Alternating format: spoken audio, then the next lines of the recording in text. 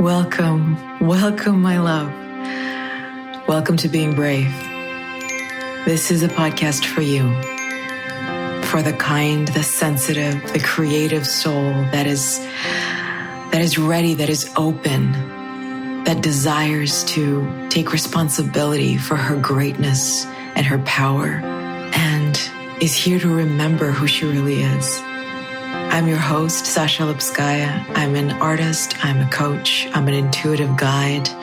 Sometimes I'm a witch, sometimes I'm a shaman, sometimes I'm just a playful child. And I'm here to walk with you through inspired reflections, interviews, performances, stories about remembering who you truly are, and guiding you to hearing your soul's message and bravely birthing it into the world. Join me every week and let's thrive. Let's thrive in a life of love, creativity, embodied self-worth, presence, honesty, and being brave every single day, just as you are.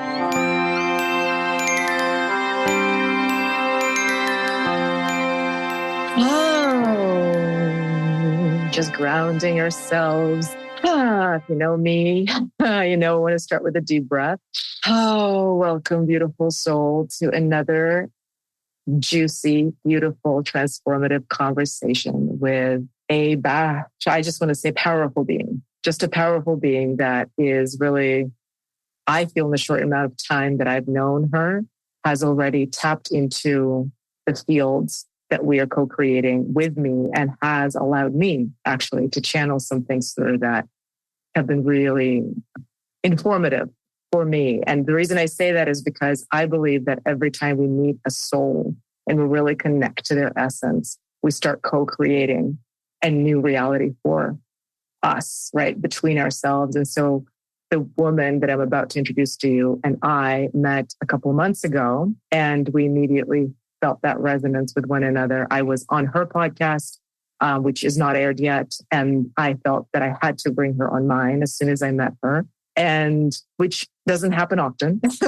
Right? I was like, you just need to come on. And that is how I know that there was something powerful being created through us.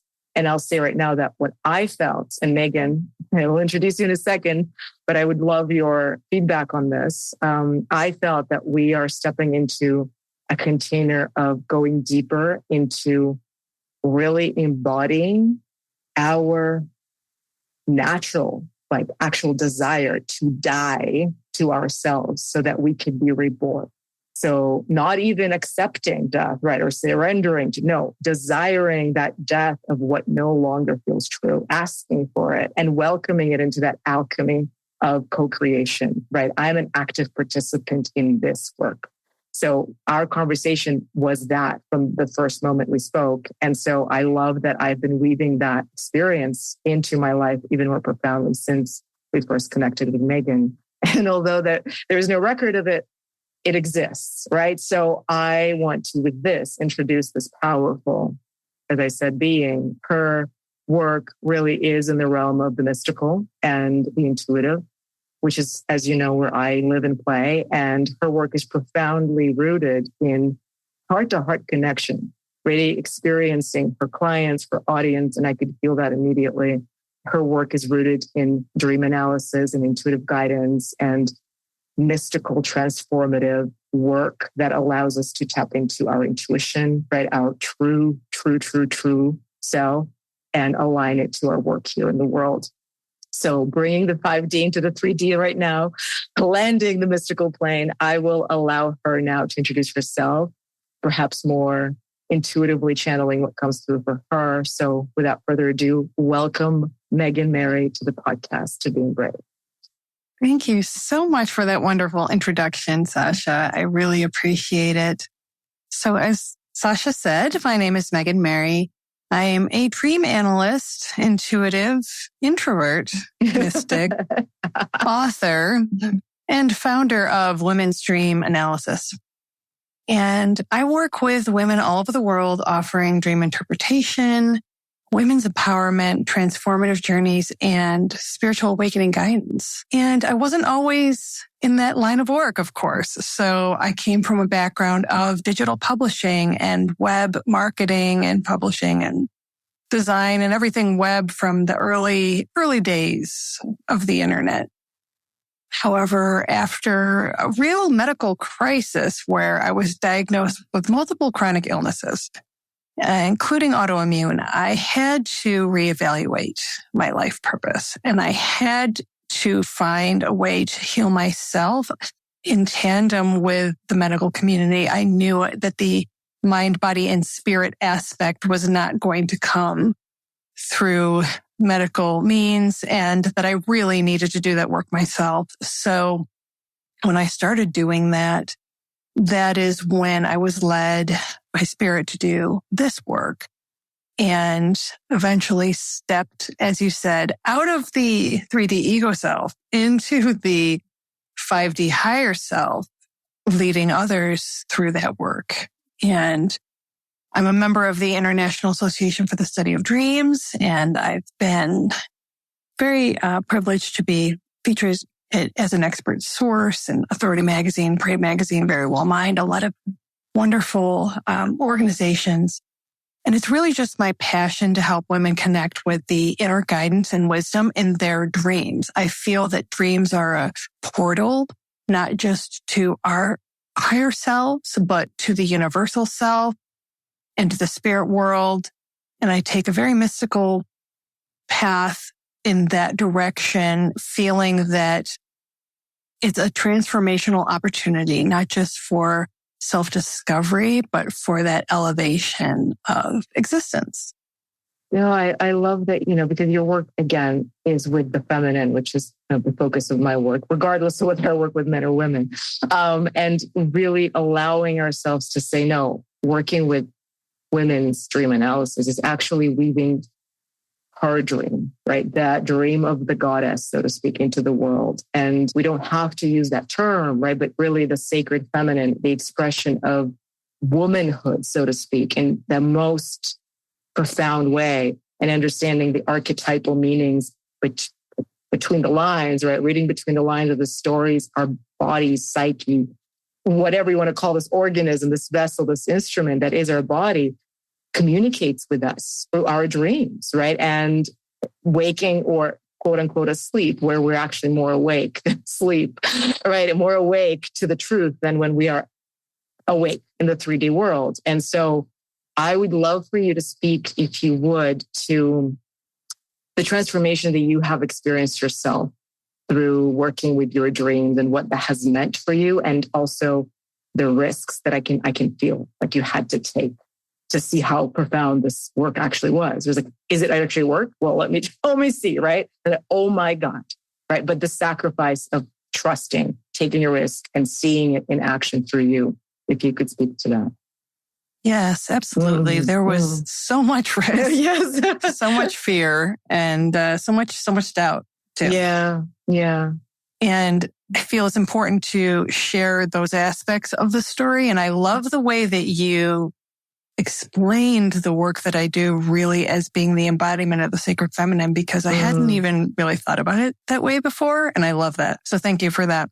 For me, the reason that I always introduce myself as an introvert along with all the other things is because I feel it's really important for people to understand where I came from and the challenges that I overcame. And for other people who identify as such, they can intrinsically feel what it's like to be comfortable hiding and to not really want to step out and into the light of, judgment and exposure. And so I was going about with my career, and I was actually writing a fiction novel, which is going to be coming out this year. And I had no plans I wasn't even on social media. I don't really like to share my life. I'm a very private person. And so when I started to do this in very deep inner work that led me down this path, I was receiving all kinds of guidance and messages that said, you have to let this go. There's a bigger plan for you, and it requires you really stepping away from and letting go and surrendering that fear and what you're holding tightly onto that makes you comfortable, because you're not going to be able to not only heal yourself, but help anybody else unless you step out of that. And I could see the trajectory of what was coming and what it was asking of me. And I was just say devastated. Yeah, just so upset but how am I going to do this? How is this going to be okay? And what is this going to destroy in my life? Yeah. And in realizing that there almost wasn't a choice, because I felt so intrinsically propelled, like I was on a high-speed train that I could not keep up with. And I knew I had to do it, whether I wanted to or not, and that it would require me to get out of my own way and set aside what I perceived myself to be in the 3D sense, and to really experience that death of that perception in order for this other level of existence to emerge. And it was profound. And I won't say that it was easy, but the rewards were also extremely just transformationally and surprising too. I just was so shocked when I finally did follow that guidance and step out and really allowed other opportunities to come my way, other people to come my way, other avenues of exposure. When I did that, I realized this is why I'm doing this. This is what I need to do. And when I was received well by other people that I didn't know around the world, I was shocked. And that just gave me the confidence to really continue on this path. So you're speaking exactly to what that seed was planted between us, the death, right? Welcoming the death, wanting the death, choosing to die, and then asking, well, how am I going to, like, again, this is the three. Well, okay, you want me to thrive and go all in, right, on this life and be an expression of the divine. But first you want me to die? Like, how is that going to work exactly? Right? Because I don't get it, right? Like, yes, you can't grasp it because you're not supposed to. Right? It's that act of faith of, I know I have to die, just like we use that metaphor so much, but really feel the depth of it. There's a reason why we use it, right? The caterpillar and the butterfly, right? The caterpillar actually knows it's going to its death. Like, it's saying, okay, I'm dying now. I'm going to go to this space, the cocoon, and die. And it doesn't know. It doesn't say, oh, well, it's because I'm going to be a butterfly. There is an insight, of course, in the system that this is the next natural level of expansion, progression of the species. It means death and rebirth. What it looks like, none of its business, right? But the call to action is here. And again, other than human beings, no natural creation in the world will oppose natural law, right? Unless forced. Like, I will go and die now. And will it be pretty? I don't know, but I'm going to go die.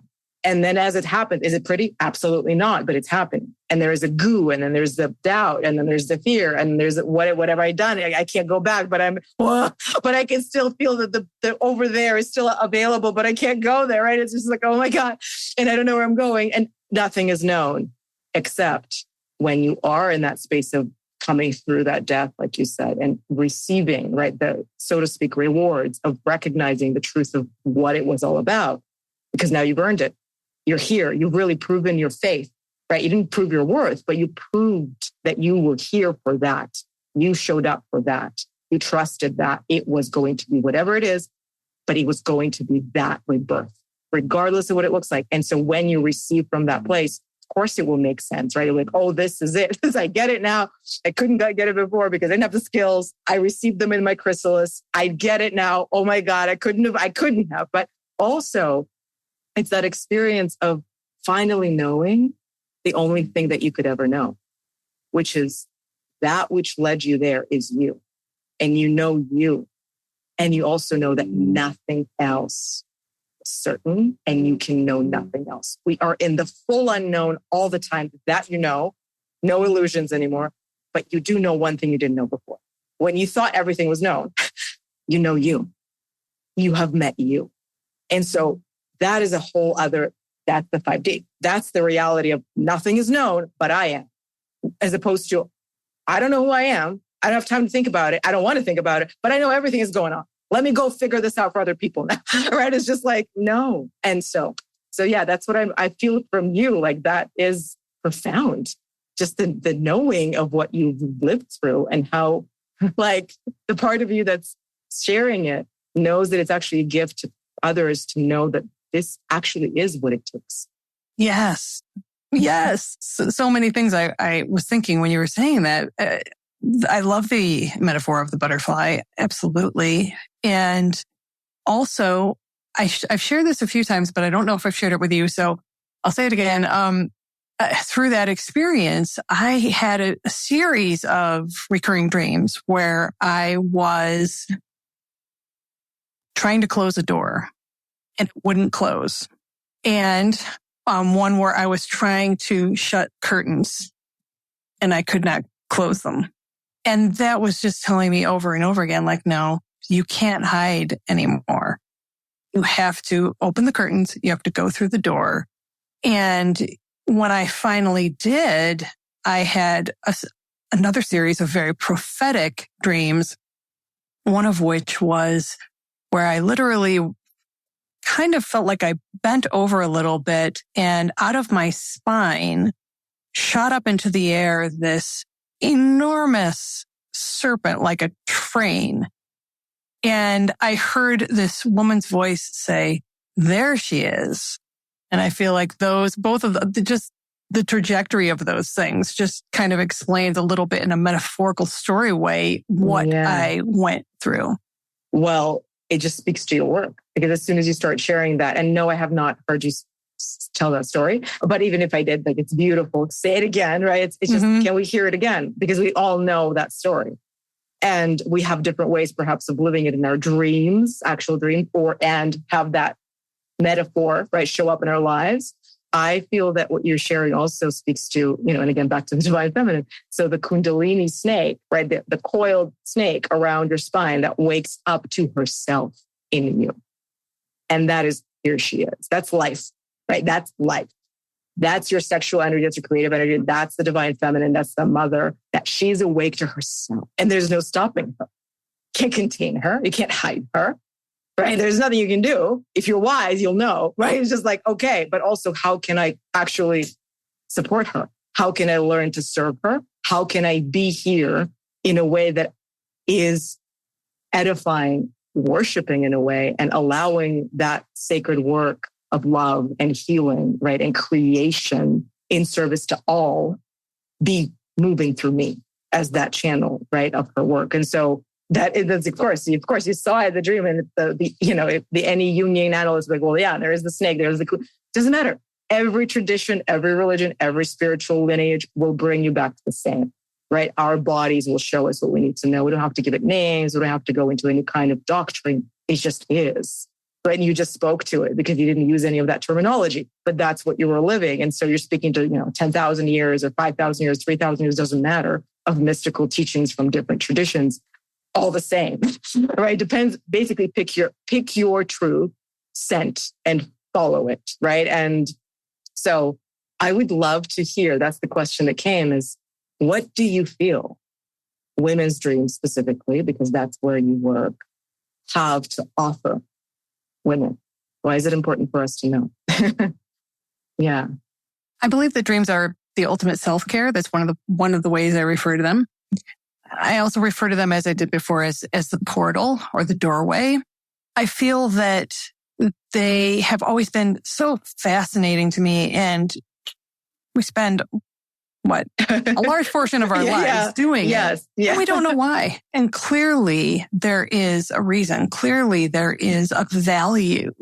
And so part of it is first just the prospect of dream appreciation. How can we start to value what we're experiencing there and not dismiss it and say, you know what? there is something to this. It's not just silly.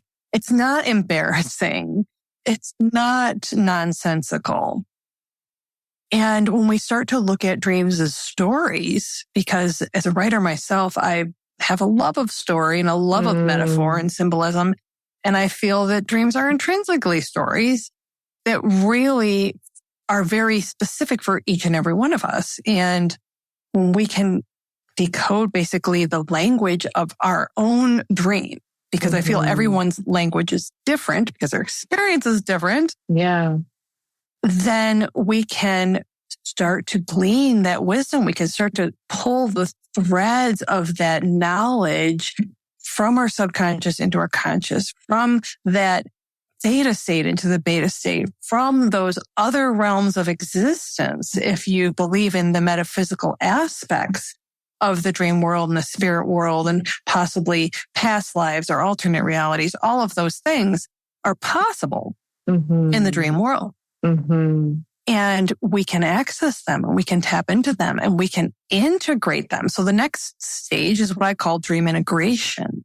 And that's where you go beyond the appreciation and you start to really integrate the wisdom that you're gaining from those insights into your waking life, making behaviorally your decisions and your perspective and your just the whole way that you're viewing your existence and the way you're existing in your vibration to be elevated through that knowledge. Because when you do that, it intrinsically starts to change the content of your dreams, and your dreams change and your life changes and your dreams change and your life changes. And it becomes this just really powerful transformation tool. Oh, could you give just an example of one dream that maybe you have had that you've worked with in this way, other than the ones you've shared, those very powerful crucibles that, again, for yourself or somebody you've worked with? One of the dreams that I like to share that happened to me at the beginning, and it's actually, I call it a middle message because it's something that you receive in between. And it's when you're in that transitioning the brainwave state.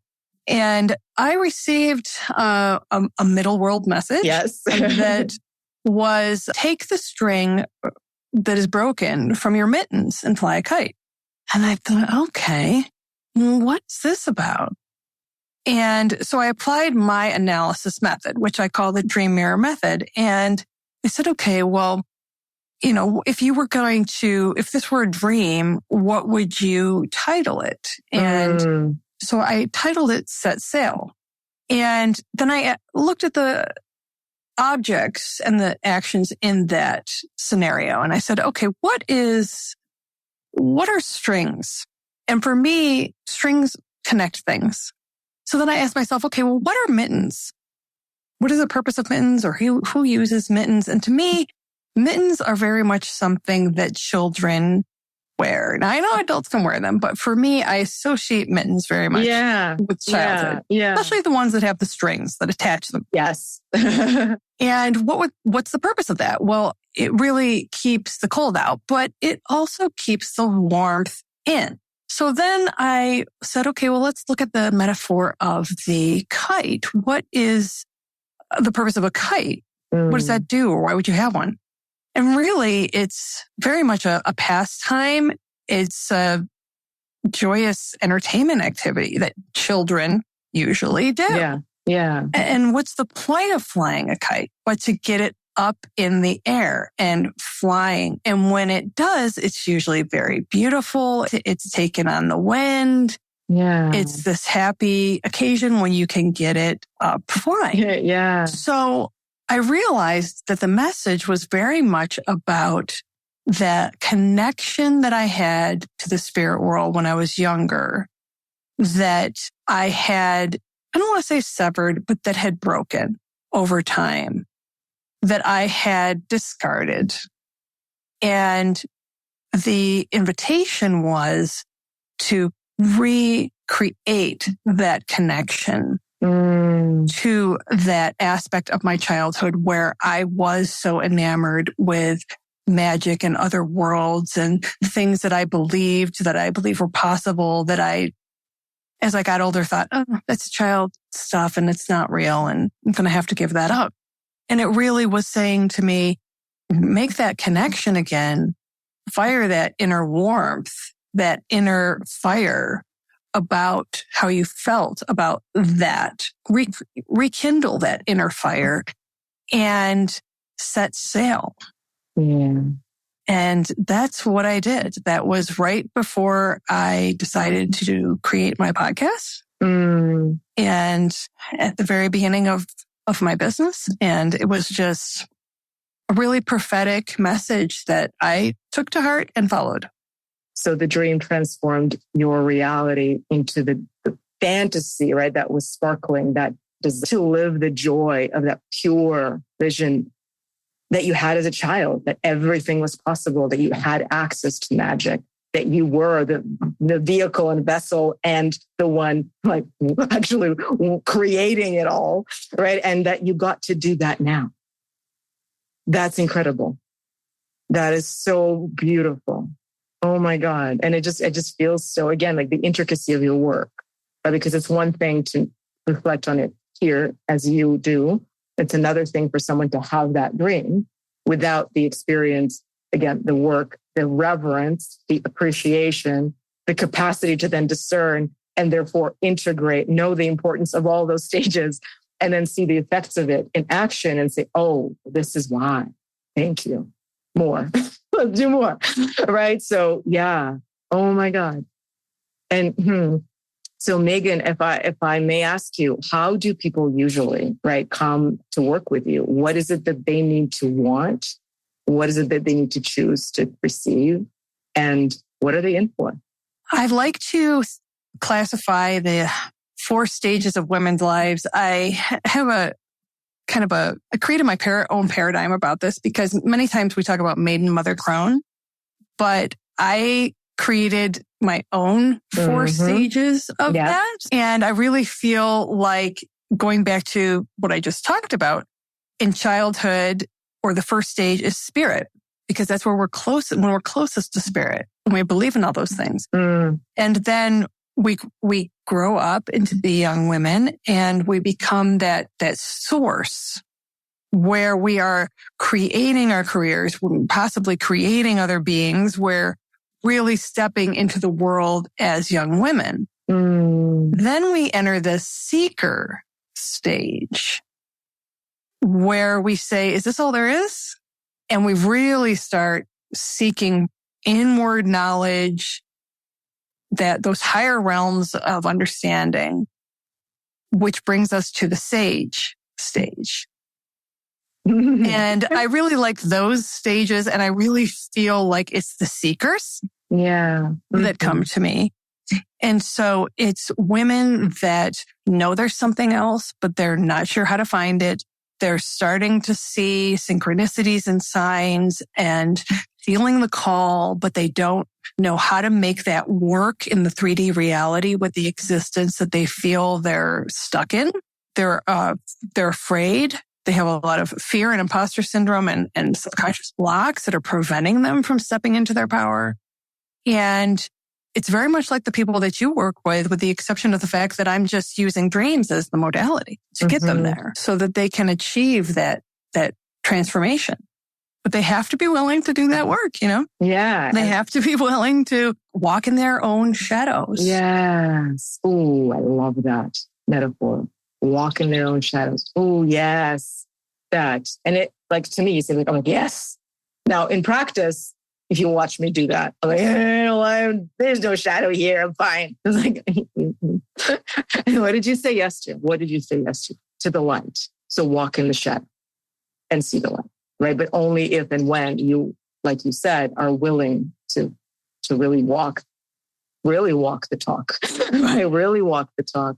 Yes. And feeling into that, how would one know that it was time for them to go deeper into their seeking through this work? What would be one thing that you would say, ooh, like this is a call? It can come in the form of dreams.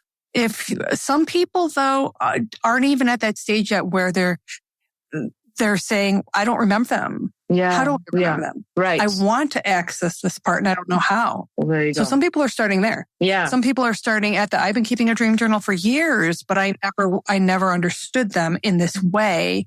I want to throw out my dream dictionary and I want to work with you to understand what it really means for me. Yes. And so I think there's different stages that you can be at and still enter into that work. Yeah. Yeah. So I feel like the consistent desire though is I know there is something in my dreams that is calling not just my attention and trying to get it out, like figure it out, get something out of it, but really surrender to the gift, right? That my dream has been holding for me. My dream, right, has been holding for me. And what you said is really important. Throw out your dream journal. You're not so much like because it's irrelevant, but the dream journal being, it doesn't matter. Well, yes, no, I know you said the dictionary, but even the journal, like throw out the journal right now. Just let's start from a fresh, completely open slate of you right now and every dream you have had now, right? And every dream you want to interpret from whatever past life or this life, but from this place of knowing that you are entering a mystery school that up until now has not been open to you, right? So it's not relevant, but we're starting from a place of you teaching every single one of your clients, right, to interpret it in a way that empowers them to know that they have the tools. They're not lost in the dark and they're not using a dream dictionary. Yes, throw that out, right? You can use it, obviously, no shame. But what you need is to say, actually, I have my own. I just haven't discovered it yet. And I know that from there, I will be able to interpret my dreams and therefore keep an account of that from a place of discernment that is true to my soul. Right. That is what I feel like you're offering people, and bring it all. Like everything is of service. Every part of your life in the past, every dream you've had, you never figured out, every dream you forgot, right? Because the desire to go in from this place of them discovering themselves and not putting it on you to like give them a map of this is who you are and this is what it means. Have fun and come back when you're ready for more, right? No, it's the empowerment of you do this. You're the one leading. You're the one discerning. You're the one creating. I am the guide. And also, there is nothing you've done in the past that won't come through as a gift now, right? So the seeking has served you until now, because that's why we're here, right? Like, so now you're at a different level of that desire to know the truth, and you're ready for that now. Yeah. Without a doubt. Yes. The seeking is not all for naught. And that's why I call it dream empowerment, because it's an empowering process for women to realize that they have it within their ability to access this wisdom. And I firmly believe in when the student is ready, the teacher appears. So I also feel that when you are ready to receive that message and your soul is ready to do that work, that you will cross paths with my content. It's part of the dream, right? It's the dream moving you to discover more of itself, which is why it's only happening now. Because it only can possibly happen now. So you've been preparing your whole life for now. Yes. That's it, right? And you get to say yes or no. Like you get to say, yes, I want to die to the old interpretation of the dream I thought I was leaving, because I'm ready for the true expression of that dream. And there is a guide, right? There is a guide that feels true to that dream. So I feel really empowered to share your message, because it so aligns obviously with the work that I do. And also excites me to know that this is actually available, right? It's something people can have. Like, it's accessible, it's here, it works, and it doesn't negate anything else. It simply empowers what is true already. That's awesome. Thank you. Yeah. So thank you. And I wonder if there is anything that you would say to somebody who, is on this path and fully committed, right, to doing the work, that they might need to hear as encouragement to trust the doubt, haziness, darkness, right? I'm like weird feeling of, I have no clue how this is going to work, which is what you alluded to, right? Yeah. Yeah. Listen to your dreams and listen to that really small whisper that's in your soul, because it's, when you haven't embraced it, it's just a whisper, so that it's easily dismissible. But it's a whisper that you kind of hear, So you're hearing it a little bit. You don't have to take action on it, but it's that inner knowing that you just can't seem to shake. And it's a whisper. I love that you say that, because our soul is a whisper. And sometimes it will whisper like powerfully, right? But it's still very meekly, gently aligned to your capacity to hear your soul, right? Which is why it must be a whisper. Right. It works in subtle ways. Yes. Yeah. If you're not ready, you're not going to hear it. Exactly.